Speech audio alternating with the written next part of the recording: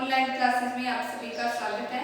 आज अपने class 12th agriculture biology में लेसन नंबर 6 जो अपने लास्ट वीडियो में भिंडी का पितशिरा मोजिक रोग है उसे स्टार्ट किया था। आज अपने इसका नेक्स्ट पार्ट पढ़ेंगे। इस वीडियो में अपने पार्ट नंबर 8 पढ़ेंगे। तो यहाँ आज अपने जो भिंडी का पितशिरा मोजिक रोग है उसके रोग कारक कौन से हैं उसके बारे में पढ़ेंगे। फिर इसके प्रबंधन के उपाय और फिर आगे नेक्स्ट है टमाटर का पर्ण कुंचन रोग, उसके बारे में पढ़ेंगे। तो सबसे पहले इस भिंडी का पितशिरा मोजिक रोग है, इसका रोग कारक कौन सा है? भिंडी का पितशिरा मोजिक रोग।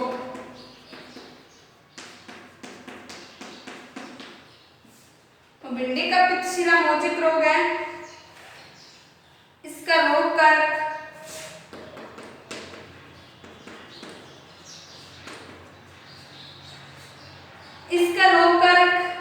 भिंडी का पितशिरा मोजिक वायरस है। इस रोग का रोग कारक मोजिक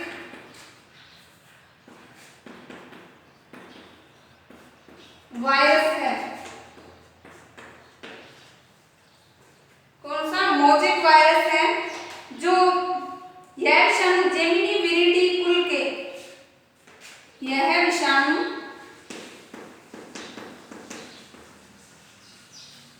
जेमिनी विरिडी कुल के, जेमिनी विरिडी कुल के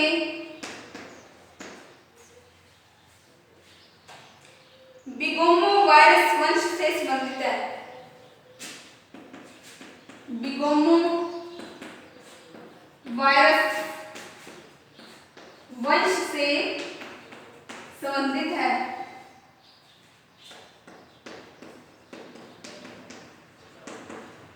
बिगोमो वायरस वंश से संबंधित है।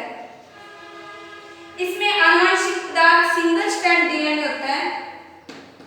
इसमें आनुवंशिक पदार्थ सिंगल स्ट्रैंड डीएनए होता है। सिंगल स्ट्रैंड डीएनए होता है। यह वायरस खरपतवारों जैसे क्रोटोन, स्पार्सिफ्लोरा, एजीरिटम आदि जातियों पर रहता है। मतलब ये खरपतवार पर पाया जाता है। यह वायरस खरपतवार पर उत्तरजीवित रहता है। खरपतवार पर उत्तरजीवित रहता है।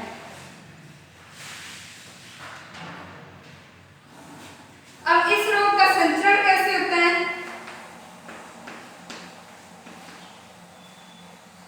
संचरण में अपनी नोट करेंगे, यह विषाणु सफेद मक्खी द्वारा फैलाया जाता है।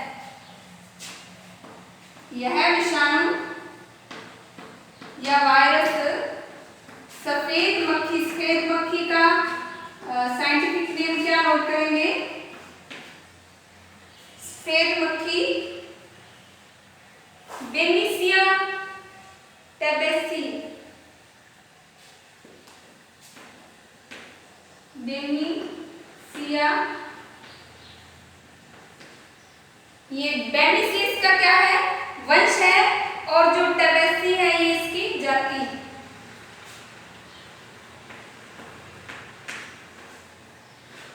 बेनिसिया टेबेसी इसकी जाति है। सफेद मक्खी द्वारा फैलाया जाता है।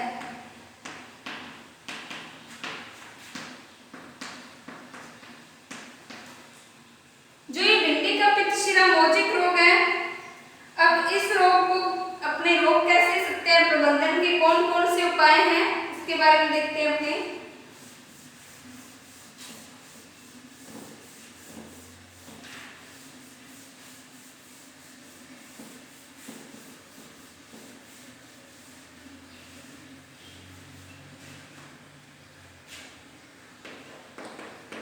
इस रोग का प्रबंधन किस प्रकार से अपने कर सकते हैं? सबसे पहले तो अपने शस्य प्रबंधन के बारे में पढ़ेंगे। शस्य प्रबंधन,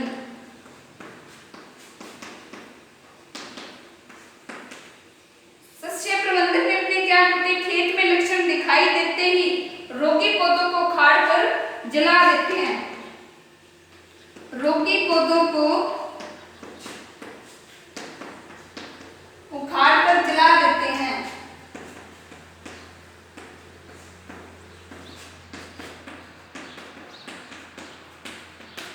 ये फर्स्ट है इसके प्रबंधन का उपाय। सेकंड है खेत के आसपास सभी खरपतवारों को नष्ट कर देना चाहिए।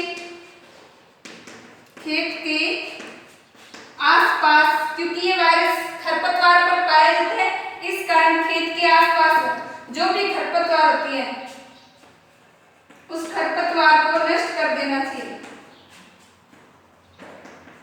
जलाकर नष्ट कर देना चाहिए।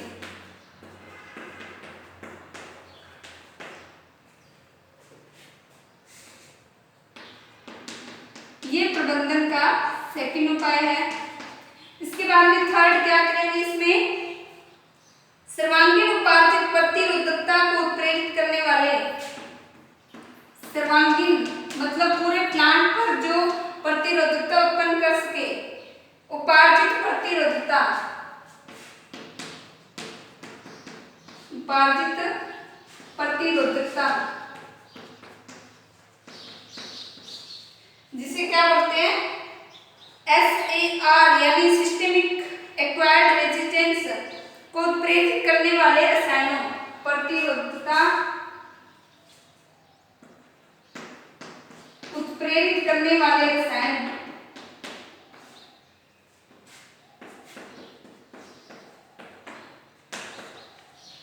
उत्प्रेरित करने वाले रसायन कौन कौन से होंगे? जैसे सैलिसिलिक अम्ल, जैसे सैलिसिलिक अम्ल,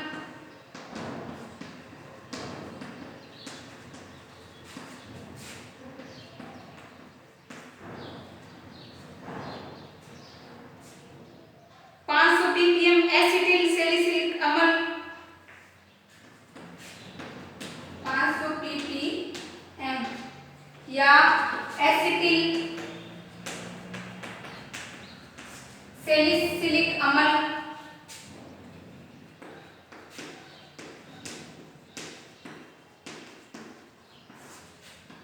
इसकी कितनी मात्रा होनी चाहिए? एसिटिल सैलिसिलिक अम्ल की 200 ppm या बेंजोइक अम्ल 200 ppm या बेंजोइक अम्ल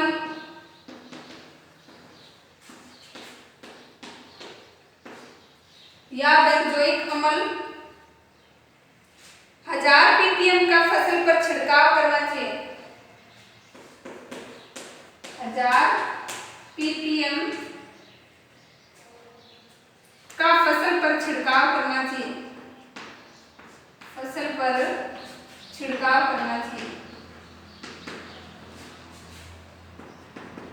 ये है शस्य प्रबंधन के प्रमुख उपाय, जिसमें रोगी पौधों को उखाड़कर जला देना चाहिए, खेत के आसपास जो खरपतवार है उसे नष्ट कर देना चाहिए, जो उपार्जित प्रतिरोधकता होती है उसे प्रेरित करने वाले जो रसायन है सैलिसिलिक अम्ल, एसिटिल सैलिसिलिक अम्ल, बेंजोइक अम्ल, इन अम्लों का उपयोग करके प्रतिरोधक क्षमता को इस फसल में बढ़ाना चाहिए। इसके बाद में रासायनिक प्रबंधन। तो रासायनिक प्रबंधन के उपाय कौन से हैं?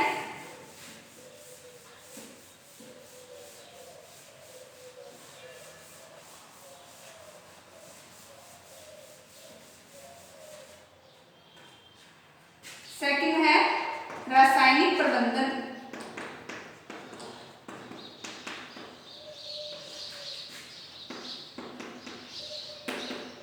रासायनिक प्रबंधन में अपने क्या करते हैं? कुछ रासायनिक यौगिकों का छिड़काव करते हैं। रोग व सफेद मक्खी की रोकथाम हेतु रोग वाहक सफेद मक्खी की रोकथाम हेतु मक्खी रोकथाम हेतु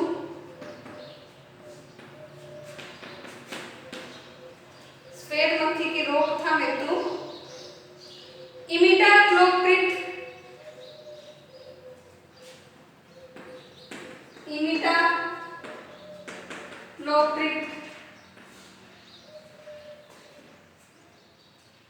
कितनी मात्रा 500 ml प्रति 15 लीटर पानी में 500 ml 5 ml 15 लीटर पानी में घोलकर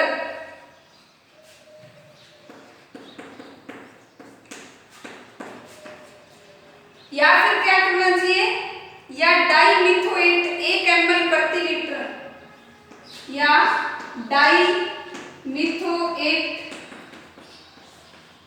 डाइमिथोएट की कितनी मात्रा लेनी चाहिए, 1 ml प्रति लीटर, 1 ml प्रति लीटर पानी में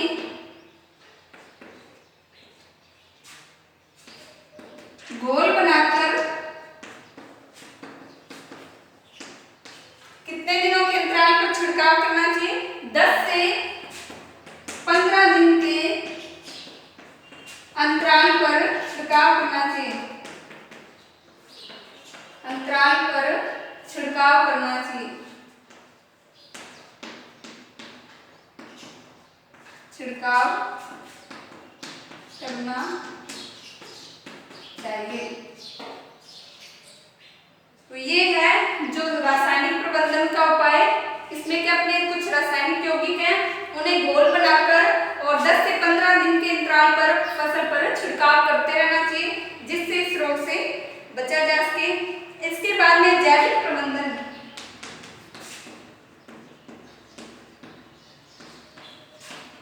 तो जैविक प्रबंधन में अपने क्या नोट करेंगे,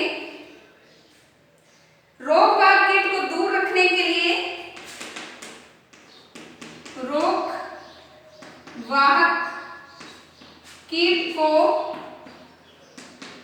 दूर रखने के लिए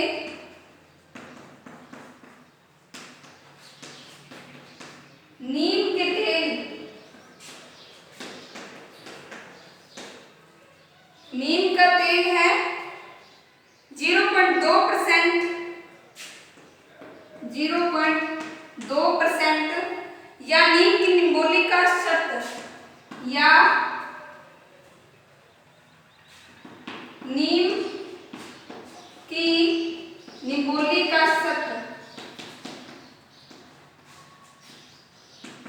इस शत का कितना घोल डालना चाहिए, 5% का छिड़काव करना चाहिए, का शत 5% छिड़काव करना चाहिए।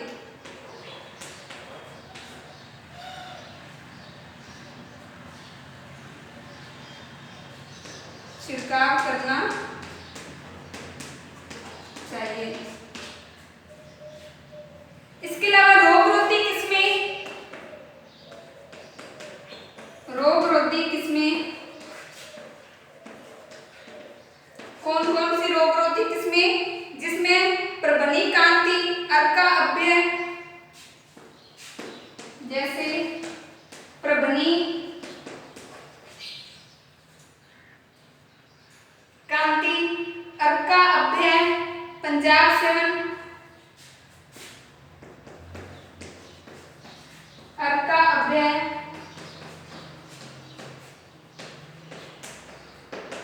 पंजाब 7, पंजाब पद्मिनी की बुआई करनी चाहिए, पंजाब पद्मिनी की बुआई करनी चाहिए।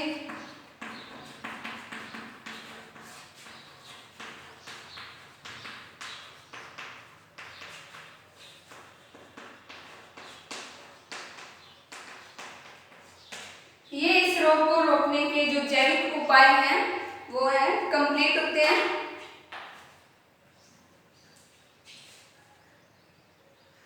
तो इसके बाद में नेक्स्ट है टमाटर का पर्ण कुंचन कुंचन रोग, टमाटर के पर्ण कुंचन रोग के बारे में अपने नेक्स्ट वीडियो में पढ़ेंगे कि टमाटर का पर्ण कुंचन रोग है, इसे अन्य किस नाम से जानते हैं। तो पहले इसके बारे में बेसिक अपने पढ़ लेते हैं, कंप्लीट रूप से अपने नेक्स्ट वीडियो में पढ़ेंगे। इसे कोटी या माथाबंदी रोग के नाम से भी जाना जाता है। टमाटर का जो पर्ण कुंचन रोग है उसे कोटी या माथाबंदी रोग के नाम से भी जाना जाता है। यह पादप जो होते हैं उसमें 20 दिन के अंदर इस रोग का संक्रमण हो जाता है, टमाटर के पर्ण कुंचन रोग का। और इस रोग का जो वायरस है उसे tomato yellow leaf curl virus के नाम से जाना जाता है। तो आज अपने इस वीडियो में जो भिंडी का पित्त शिरा मोजेक रोग है उसका रोग कारक कौन सा था, जो मोजेक वायरस है उसके बारे में अपने पढ़ा। सिंगल स्ट्रैंड डीएनए के में आनुवंशिक पदार्थ पाया जाता है, फिर इसका संचरण किस कारण होता है, सफेद मक्खी द्वारा होता है। फिर अपने भिंडी के पित्त शिरा मोजेक के जो प्रबंधन के उपाय हैं जिसमें रासायनिक प्रबंधन, शस्य प्रबंधन और जैविक प्रबंधन के बारे में अपने पढ़ा। तो आज आपको जितना पढ़ा है इसे रिवाइज करना है और आपने नोट करना है। नेक्स्ट वीडियो में अपने जो टमाटर के पर्ण कुंचन रोग और टमाटर का अगेती झुलसा रोग है उनके कौन से वायरस हैं